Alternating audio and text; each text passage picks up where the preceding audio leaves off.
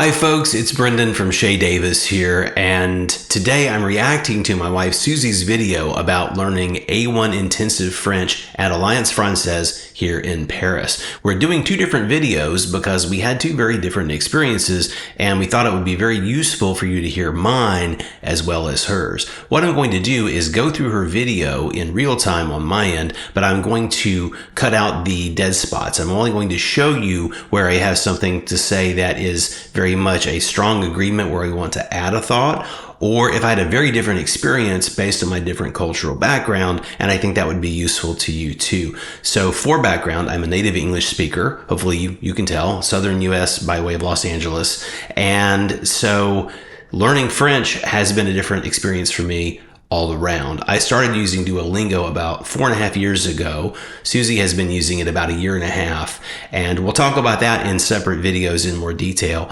But I want to say that as a native English speaker, I found the course, spoiler alert, to be very much what I wanted. It was a pace that I could keep up with. I did not have to spend a lot of time doing homework most days.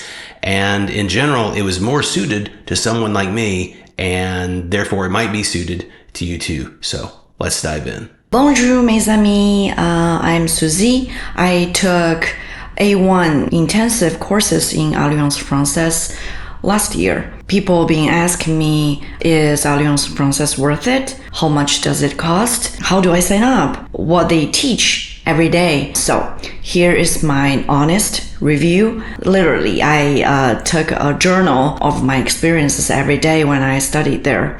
So let's dive in.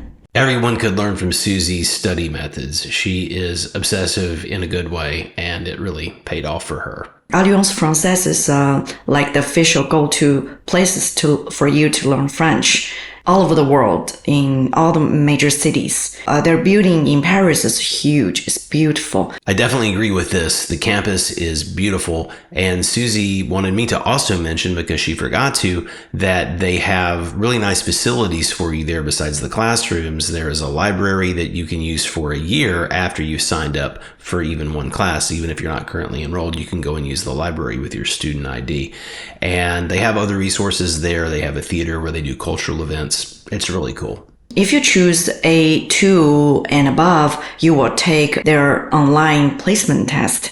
Spoiler alert, it's very easy and can be very misleading. Absolutely. She talks about how the placement test can make you think that you're actually further along than you are, and you might sign up for a more advanced class than you're actually ready for. So be aware and be wary about the placement test trap. And then you pay online for A1 intensive courses. It's 1,400 euros. It's not cheap. I couldn't agree with that more. 1,400 euros is very expensive, and it was a lot to pay not just once but twice in our case. The way we made this work with our life, having a young baby, is that the first month Susie went to classes in Paris and I stayed home and took care of our baby before she was going to daycare. And then the next month we traded roles. Susie took care of the baby and I went to Paris, which is why we have very different experiences, different teachers all across the board. We were not in class together. Who should or who shouldn't take A1 intensive? Let's be honest. This course is called beginner, but it's not really for people who never ever touched French. Here is who it's actually good for, from my opinion. First, if you learned French before in high school or any other places, but you need a review before you start your A2, this is good for you. One of my classmates actually had 2 years of college French already and was on a month in Paris summer trip with his other French learners from school, so he had a big advantage on all of us. If you're just visiting French for a short term and you're having a holiday and you want to experience some French cultures, and this courses might go for you too, because Alliance Française offers free cultural activities too. Definitely agree with this. There are all kinds of events. I didn't get to participate in anything actually because of our schedule, but they're there for you if you have the time. But if you are a true beginner, zero French beginner, watch out. This might be very challenging for you. For example, me, before I come to France, I don't speak any French. I can say bonjour. A lot of times I could forget about it, especially when I go to the grocery store, when I go check out, when I get nervous. I just all of a sudden I don't remember how to say bonjour. For me, to go to A1 intensive in Alliance Française, it's too much. It's too challenging. So this is where we have very different experiences and opinions. In my case, I would say if you're a true beginner, but you're a native English speaker, don't be afraid of this class, especially if you have studied some other language, especially a Romance language like Spanish, like I did, because I feel like that really helped. In French, you will realize how many words English has gotten from French, how many cognates there are, how many other similar words that there are, and the sentence structures for basic sentences anyway are mostly, but not all the same. So, and then of course, there's just a lot of French influence in America from the founding of America. So I feel like native English speakers from the United States especially are going to have a much easier time with this class than Susie did and like I did because of the English as well as the French influence in the United States. If you're a native English speaker from some other country, I think your experience will also be much improved versus the struggles that Susie had, and I would recommend it, but more about recommendations at the end. There is a placement trap. I will give you a scenario. For example, after you studied your French with the Duolingo, you finished A1 and you think you might ready for A2 study on Alliance Française. You sign up the courses, you take their tests, you passed. But after a few days in the courses, you chat with your professors, your teachers. It turns out you're not ready. Your speaking is not good enough. Your listening is not good enough. So you have to go back to A1 and redo it, which means you spend more time and more money on A1. This almost happened to me on the very first day of class. At the break, 2 hours in, the teacher came and spoke with me and also my neighbor classmate who was the college student in the U.S. studying French currently for 2 years. And she basically said to us, you guys might want to transfer over to A2 because it seems like this is going to be very remedial and basic for you, because Duolingo has made me seem like I speak better French than I do. I have a pretty big vocabulary relative to my level, and I can form very basic sentences with the words I know, and I understand people. My comprehension from listening is much higher than my ability to speak. I probably understand what I hear about 80% usually, if it's not a complex, involved conversation. And I thought about it overnight, and I talked to Susie about it, and she encouraged me to do what I thought. But I said, there's so much that I don't know because I haven't been through this before. And I thought, you know what, I'm going to see this through. I'm going to take this, I'm going to do A1 properly. And I'm really glad I did, because around day 4 is when I first heard the term liaison, which is how words, like if you say vous avez, you pronounce it vous avez, right? That liaison connects the two words. I understood that was a thing, but I didn't know what it was called, and I certainly didn't know the rules for it. And if I had skipped A1, I would have been drowning in A2. So I'm really, really glad that I stuck with A1. And another reason is that from my observation, a lot of the students are coming from a big company or embassy. So their tuitions are paid by embassy or their company. So for them, they can just take the course over and over again. So they wouldn't worry about the money. It's a bit overpriced for regular human like us, right? Very true. For big companies or embassies who want their staff or family members to become fluent, they're happy to pay the price and they can afford it. Half of my class were family members of people who worked at the Saudi Arabian embassy, for instance, and at least one of them, this was her second time taking the A1 intensive, because like Susie, the first time through, she was just kind of lost, but she felt confident to tackle it again. And actually, I remember that she did very well by the end of the class, so it was worth it for her, but she wasn't having to pay for it, so Good for her. What happens during the 18 days? Okay, buckle up. This is the real deal. The course runs Monday to Friday from 9 a.m. to 1 p.m. That's 4 hours of French every single day. Here is a rough breakdown of what we did. The schedule is pretty intense. That's basically half of most people's regular kind of work day.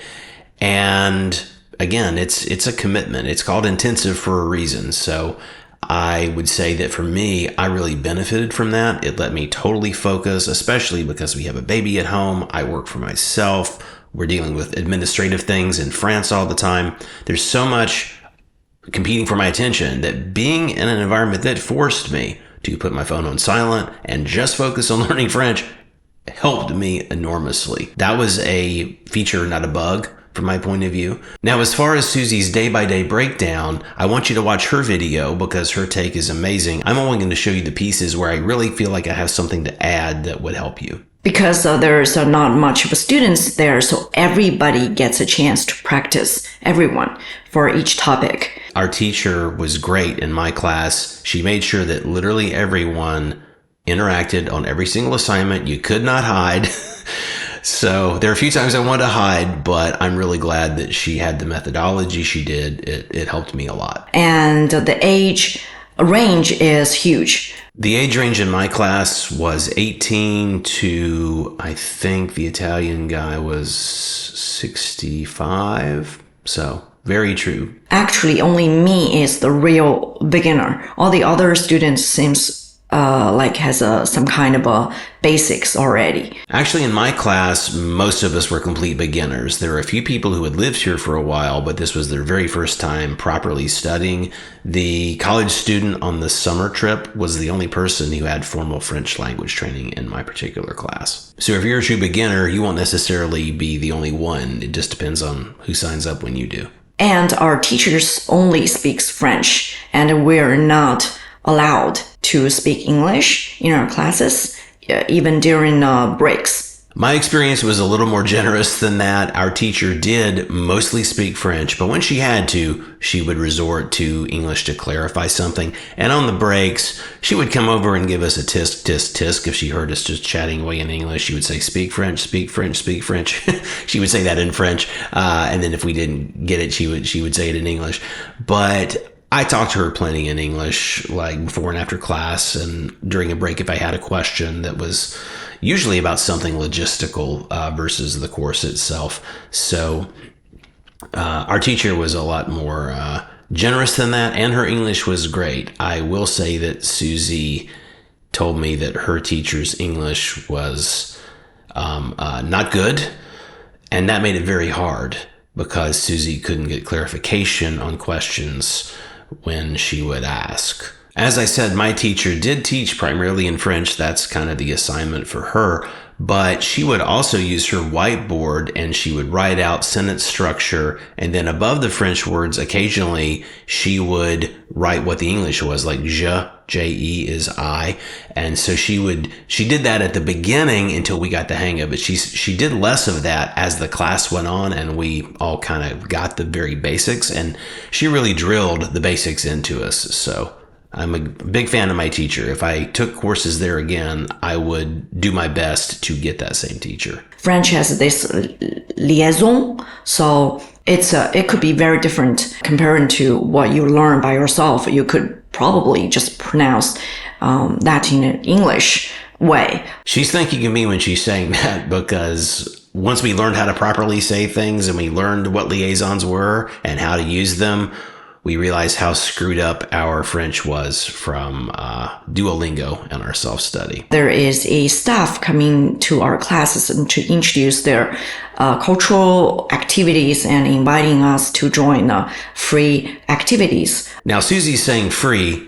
You're paying for this one way or the other with this tuition, but I do think it's cool they offer those events and activities. And if you don't have a young baby at home, then go for it. I would definitely take advantage of everything I could and get all my money's worth from this. There was a small party around 1 o'clock. in the hallway. So a lot of the students from different classes join the party, and that's a good opportunity for us to practice and know other students, and then you can, study together. They also have an official party about halfway through the term outdoors where they have wine and cheese and other snacks. Because I took this class a month after Susie, I actually met several people who had been in her class. It was a relatively small amount of students in total. So when talking to people, oh, what class are you taking? Who's your teacher? There are only 2 classes running at any given time when we were taking these. My friend Jack from the UK, hi Jack if you see this, and he introduced me to his classmates. Turns out that their teacher was Susie's teacher. And some of those people, not Jack, but some of these people had been in her class with Susie. And so that was a really small world fun thing. And now several of those people are real world friends of ours. So it is nice to build a little bit of a community. And that's something you definitely cannot get from an app. Most of the time on the day 4 is listening and practice. This part is really, really challenging for me because it's so fast. It's like last minute, the teachers teach you how to walk. And now the next minute, the test is run. How to run. It's just too fast for me, the intensive courses. Again, I got lucky with my instructor, and I think that's where this is tricky because you don't know these people before you take their class, so you don't know what you're going to get. This is a box of chocolates and you might get one that's actually a raisin, and I don't like raisins, for instance. So you just kind of have the luck of the draw about who you get and how they teach. And my teacher was very good about speaking at a deliberate pace, not super slow, but also not like blah, blah, blah, blah, blah, blah, blah. We practiced greetings and how to be polite in French. And I use that the same day. We practiced that because that day my Metro card doesn't work. So I has to quickly prepare myself. I found the service center, and because my French is not good, so I would say bonjour, pardon my français, and then show the staff my Google Translator. And then after the communication, I would say merci, bonne journée, au revoir. So in this case, with a polite beginning and a polite ending, usually French people can be very, very nice to you too. Pretty much everybody who has a YouTube channel that talks about French or France has covered this extensively, so I won't beat it to death here.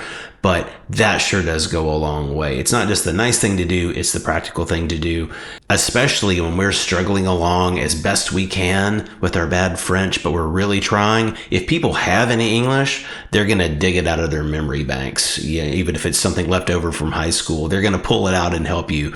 But having translation apps is essential. Probably 1,000 different random French people have held my phone at this point where they've been looking at my translation or they've used it for themselves to give something to me back. So definitely have your phone fully stocked with every translation app imaginable. We'll do a whole video about that for you sometime. What's amused me today is the way French people pronounce Shanghai.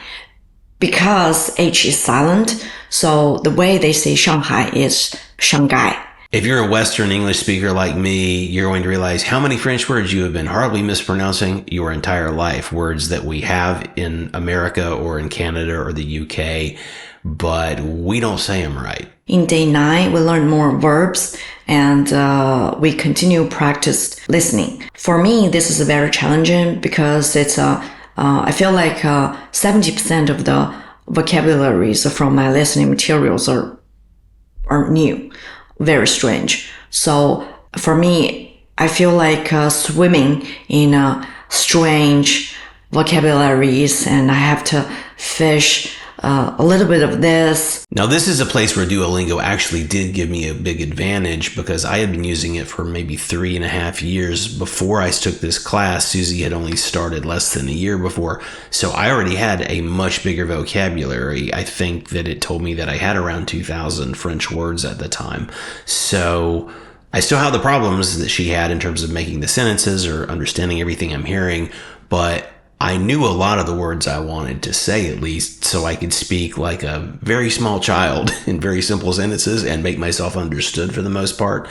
In day 10, we learned how to do grocery shopping, how to go to grocery stores or bakeries. And that's very important because you're going to want food. And the bakeries, boulangeries, are a great motivator to do that because they're awesome. So you want to know how to ask for the treats that you want, for sure. Learned how to order food in restaurant, and we practiced with our classmates in pairs. In those role plays, you're definitely going to start with bonjour, bonjour, or bonsoir, bonsoir if it's nighttime. Always start with French and try to use it as much as you can. It's the polite thing to do. But one pro tip, if they insist on speaking to you in English, take the hint. Your French is driving them crazy and it's making their life harder, so just go with it in English. But practice your French wherever you can. Later, we learned imperative. That's, for example, let's go. That is super important. Imperative is the command tense. So stop, come, or eat, or walk, or run. And I have taught Susie and Jenny both a little Spanish by saying vamos. For some reason, I always use vamos for let's go when it's time to go. And Susie knows it and the baby understands it, which is kind of cool. So she's growing up trilingual with a little sprinkle of Spanish on top. We'll see how that pans out for her when she gets older. Day 16, we'll learn more adjectives. And because adjective in French has genders too, so it's a bit challenging to remember all the basic adjectives with the different subjects, with a different object you need to describe. I still get this wrong all the time myself. I've put a lot of time into learning it, and certain things I get right pretty consistently, and other times I'm totally mangling it. So I need more classes, clearly. And we learned a little bit of passé, composé. So basically, I did, you did, she did, with a different gender of the verbs. The gender part does make it hard, but the passé composé is very useful. You know, I have eaten. In English, we just typically use a contraction, say I've eaten. But knowing that structure, once you have the basic vocabulary, you can use this tense really pretty easily. So understanding it formally with grammar instruction was really helpful. This is, again, where Duolingo does not get the win because they don't really teach you grammar. You absorb some by osmosis. And if you're paying attention, you're going to see the connections, but actually having it taught to me was super invaluable. And I can't imagine skipping all of this and going right to A2 like I was offered the chance to do day one. And I'm very glad I stuck with A1. Day 18, that's the last day. We learned future proche.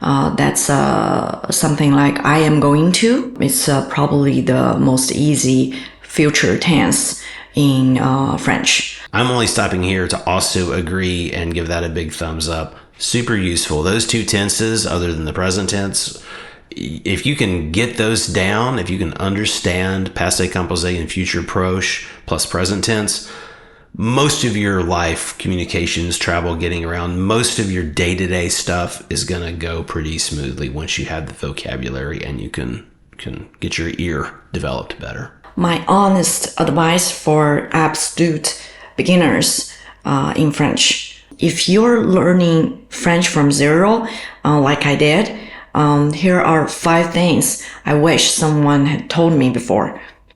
Okay, number 1, find a teacher who also speaks good English. Ask Susie in the comments how she knows. The second one is I heard a lot of people asking, can I just learn French using Duolingo? Is that possible? From my opinion, I think Duolingo is great for memorizing vocabularies, but I don't think just use Duolingo is enough because language, you need to say real people's face, real people's mouth. You need to say how the sound shaped. So I think learning French with in-person courses even better than the courses online. I made the vocabularies point already several times, and I definitely agree. that nothing beats face-to-face experience with people. So in-person classes are something I will continue to do, whether it's here or other places is to be determined. What French films shall I watch to improve my French? I mean, for A1, I think the textbook dialogues is better than movies and TV shows because we're not there yet. I don't disagree with Susie here, but what I would say is that there are several French shows that I love and actually that we love that we have watched just for the enjoyment factor, and we have initially watched them all in French. I hate dubbed anything. I'm a filmmaker professionally. I cannot stand dubbing. It can be done very well, and I applaud the people who do it. I would much rather hear the actual language, even if I don't understand it, and read English subtitles than hear dubbed in my language. It totally throws me. But there are several shows that we have watched for pleasure with English subtitles. A little sidebar, I changed my Netflix subscription that I've had since they launched to be bundled with our internet package here at home, and there was a great discount. It's much cheaper, actually.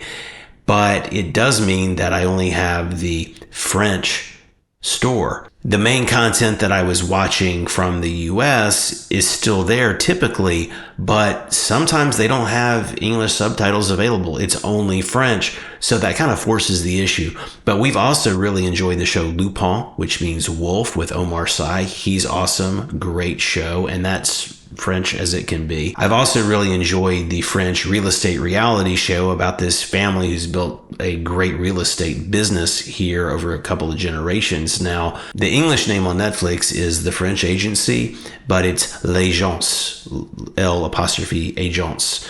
And the version that I get now on my new French Netflix, there's no English subtitles. So I'm definitely, when I find a minute to watch, I definitely am practicing my comprehension watching this show, but it's really helpful. But I do agree with Susie, before we had the level of French we do now, those shows, I couldn't have gotten through them with only French options in the subtitles. I needed the English. And so it's a new adventure to actually use the French subtitles and watch a show with your finger on the pause button all the time for the TV. Number 4, what textbooks do I recommend? I'm going to show you the textbooks me and my husband use in Alliance Française and other schools. Toten? That was really cool when Susie was in her course before I did mine, and she would show me her homework. She had all these videos from this TV show. I don't know if they purpose created it for this book or if there's just some soap opera that they've licensed. There's some sort of very French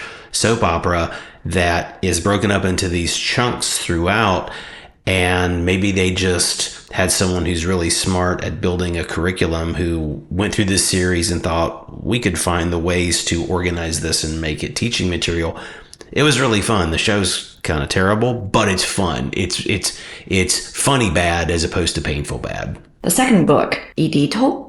This book is my husband's book. This book is I think is the most popular book at the moment because each chapter is based on real life scenarios and the dialogue is not fast. It's much more slower than real life. So for A1 students, it's easier to listen to pronunciation and easier for us to remember, to repeat. So this book is highly recommended, and I use this book in my new school too. Yeah, I love Edito. I think it's very well organized. It's the only textbook that I've used, so I guess my experience is limited in terms of what I can talk about. But I've looked through her book, and as I said, I enjoyed that format in Totem with the companion video clips that you have links to go watch the videos, and then you have it transcribed in your book, and then there's teaching points around it. As a former college instructor myself, I really appreciated Edito. I actually saw someone in the comments who already mentioned that they watched her video and they went and bought Edito, and their initial impression, as I remember, was real positive. And the listening exercises, both books have links to videos or audio exercises. This book, Grammar in Dialogue, this book is also really, really good. but not a lot of schools are using this book because this one is not categorized by scenarios. This book is categorized by grammar points. So it can be a little boring, but I like the dialogues much more because a lot of the saying is from the real life sayings. So me and my husband, when we practice, I would prefer this book. Yeah, we practice dialogues from this book pretty much every night. And what Susie does is every week she picks a new one that we're going to study. She works on memorizing it. And by day 2, she's mostly got it. And then we role play each part. So I'm reading through the book and she's doing her best to remember. And she wants me to prompt her if she doesn't get it after an appropriate moment.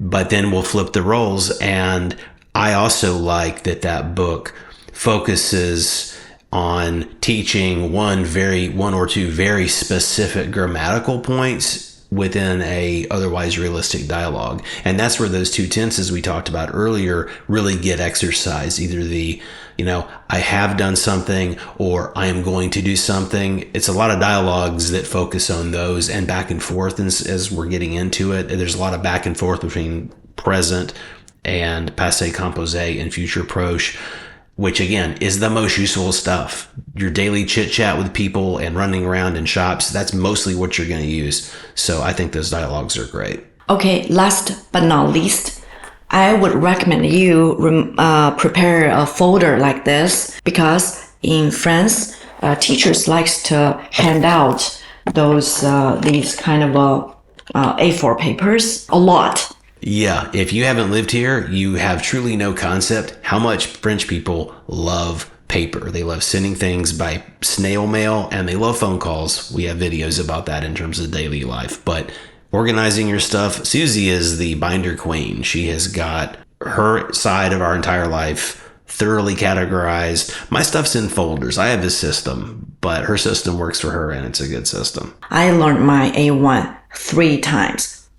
One in Alliance Française, the other 2 times in my current school. A lot of people have been asking in the comments, what is your current school? On her video, Centre France Asia, pronouncing it like a American, Centre Française. French speakers, be generous with your judgment of my pronunciation of the last word especially. That school was founded for primarily Asian students coming to France and trying to learn French, but it's open to everybody and it's very affordable. I went to 2 events, a boat trip that her school organized toward the end of the year and then the summer party. And I got to know her instructors and the director of the school. That man makes a good cocktail, as I found out. But I'm very happy for her that she found that school in the first place, now that I am familiar with the people and having heard about her experience and seen and heard her develop her French so well. Susie is doing fantastic. She's really modest about her progress, in my opinion. And yes, I love her. She's my wife. But if I didn't know her at all, but I evaluated her, I would say the same thing. She is really dramatically improved. And that's on her with her dedication.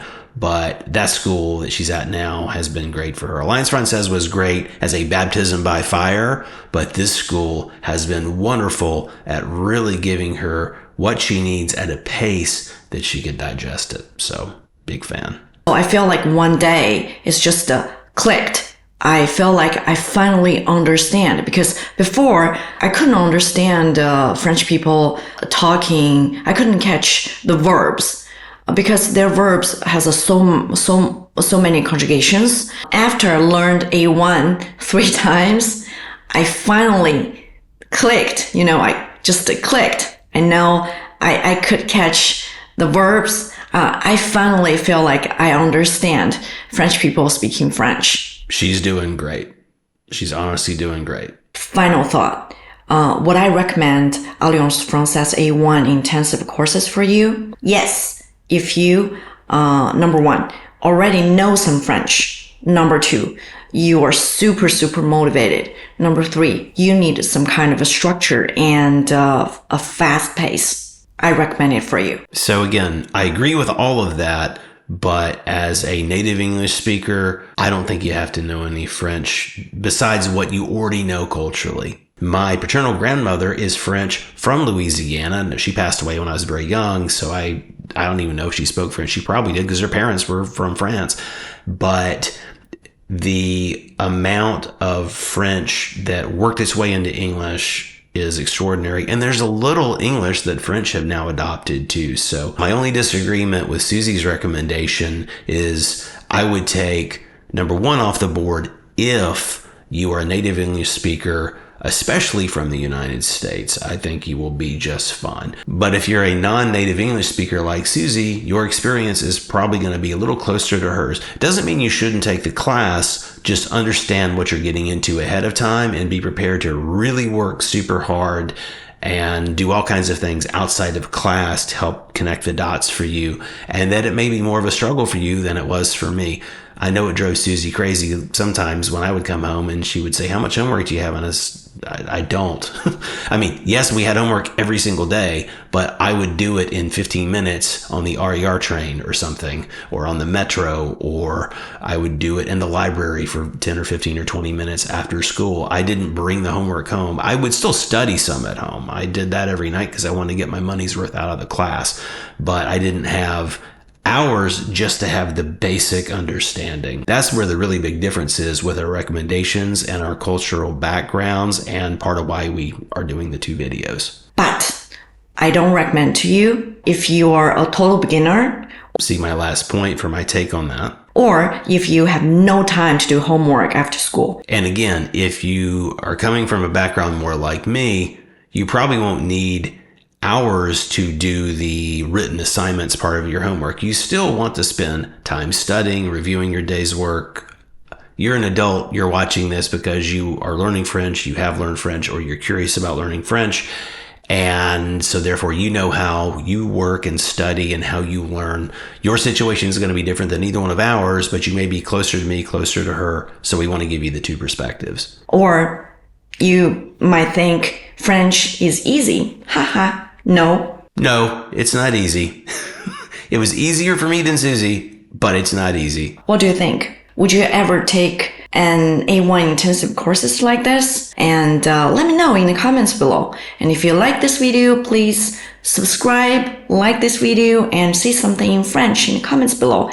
And I'd like to share more French learning experiences with you in the future. So, merci, à la prochaine. So I second everything she just said. We both hope that you enjoyed her video and that you enjoy this video you're watching. And if there's anything else you want us to talk about, put it in the comments. If you have thoughts, experiences, we'd love to hear your experiences at this school, at other schools, how you studied, how you're planning to study. Let us know. If this video was valuable to you, please give us a like, and it would be great if you subscribed. If you like this kind of content, we also talk about cultural experiences, logistical, administrative realities of moving to and living in France. But we have more videos coming up about language learning in particular. Our next set of videos on this will be about our different experiences using Duolingo to learn French. So don't forget to like and subscribe and turn on the notifications bell so you see those when they come out. But merci, à demain.